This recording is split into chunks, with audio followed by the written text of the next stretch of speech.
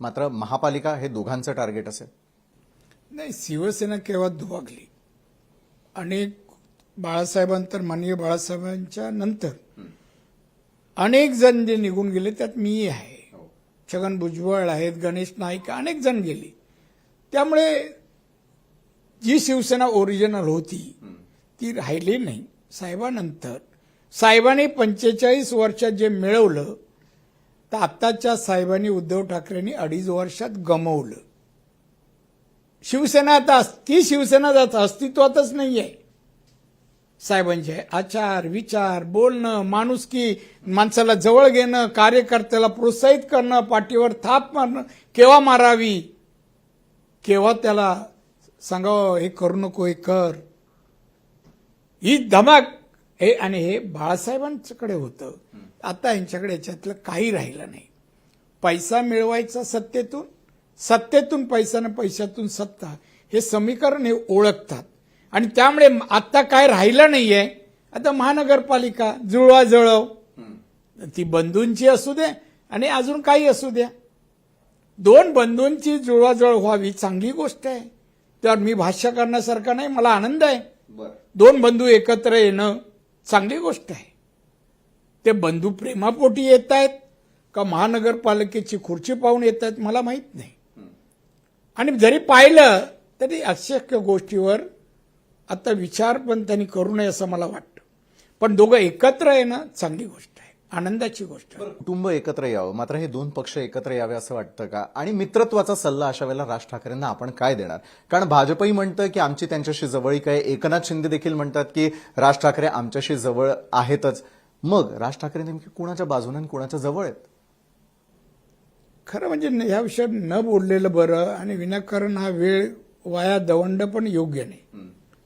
आता ते काय करतात त्यात माझा काय इंटरेस्ट, तुमचा काय, आणि चॅनलचा काय, आणि पाहणाऱ्यांचा काय? ते उठतील आणि बंधूच्या घरी जातील, ते उठतील त्यांच्या काय घरात बोलतात, आणि ते बोललेलं काय परिणाम होणार आहे बाहेर जनमानसावर सांगा ना मला. काय राजकारणावर परिणाम होईल काय? ऐकून घ्या मला. मुंबई महानगरपालिकेची निवडणूक जाहीर झाली, हे एकत्र आले, लढले, काय ताकद आहे? आमचे आमदार किती, युती आमचे तिघांचे, आमचे खासदार किती आणि त्यांचे किती, किती कमी कशामुळे करणार? आता पण तुम्ही निवडणूक लढवली, त्यांनी भाषणं दिली, विचार काय शिव्या दिल्या, काय पदरात पडलं. त्यामुळे आता काय पडणार आहे? त्यामुळे काही स्वप्न नाही, सगळं मीडिया रंगवतंय. मीडिया का रंगवतंय, कशासाठी सकाळपासून सुरू होतात मला कळत नाही. जनहित लोकहित ज्याच्यात आहे, ही मुंबई भौडंगी जागतिक कीर्तीचं शहर मुंबई, आज देशाच्या अर्थव्यवस्थेत 34% हिस्सा ही मुंबई उचलते. ती मुंबई कशी व्हावी, कशी बनवावी, यासाठी महानगरपालिकेचा उपयोग करण्याची आणि असं काम करू शकतील अशी क्षमता असलेल्या लोकांना निवडून देऊन सत्तेवर आणणं, हे मुंबईकर याचा विचार करतील. कोणाला तरी घर कुटुंब चालवायचं आहे आणि म्हणून पैशाची व्यवस्था करण्यासाठी टेंडरच्या माध्यमातून म्हणून मुंबई ताब्यात आता मुंबईकर देणार नाही.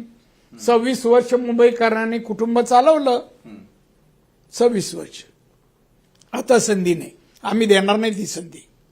कोणी असो, मैत्री एक भाग आहे, सत्ता दुसरा भाग आहे, आणि जनहित तिसरा भाग आहे.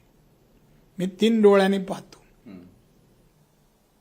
बरं, तुमच्या 3ही डोळ्यातून आपल्याला काय वाटतं की एका बाजूला मराठी माणूस, मराठी अस्मिता, यावरती किती वर्ष निवडणुका लढवायच्या, विकासावर आपण निवडणुका कधी लढवायच्या? साहेब तुम्ही मला एक सांगावं, तुम्ही मराठी म्हणताय ना, कोणामुळे म्हणताय एवढं मला कळतंय. मराठी माणसाच्या न्याय हक्कासाठी एक पक्ष उभा राहिला, एक संघटना शिवसेना माननीय बाळासाहेब, मराठी माणसाच्या न्याय हक्कासाठी, हिंदू धर्माच्या रक्षणासाठी. साहेबांनंतर मराठी माणसाच्या रक्षणासाठी शिवसेना काम केलं का? या मुंबईत संयुक्त महाराष्ट्रानंतर मुंबई मिळाली, महाराष्ट्र बनला, पण या महाराष्ट्रात तेव्हा मराठी 60% होते. आता 18%वर शिवसेना आहे ना, असून 18%वर का आले मराठी माणसं? मराठी तरुण बेकार आहेत. सत्तेच्या 2.5 वर्षात उद्धव ठाकरेंनी किती नोकऱ्या दिल्या, किती नोकऱ्या दिल्या? ज्या कोकणाने शिवसेनेला साथ केली त्या 2.5 वर्षात कोकणी माणसाला या उद्धव ठाकरेंनी काय दिलं? पायाभूत सुविधा, इंडस्ट्री. सिंधुदुर्ग जिल्हा आपला पर्यटन जिल्हा आहे.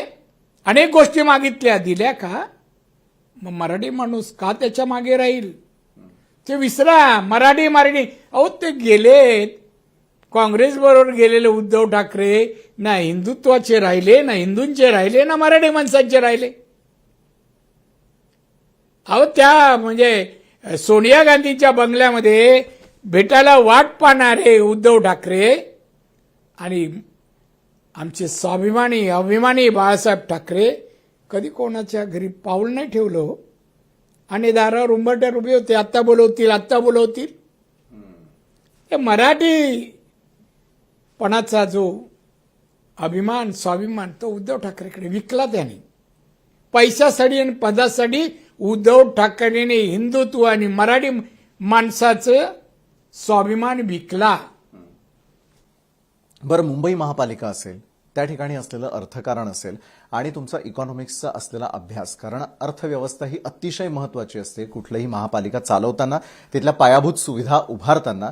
त्यावेळेला खरोखर दरडोई उत्पन्न महत्वाचं की आजूबाजूला घडत असलेल्या काही गोष्टी, या अनुषंगानं आपण पुन्हा एकदा चर्चा करणार आहोत एका छोट्याशा ब्रेकनंतर. कुठेही जाऊ नका, पाहत रहा लोकशाही मराठीवर क्रॉसफायर.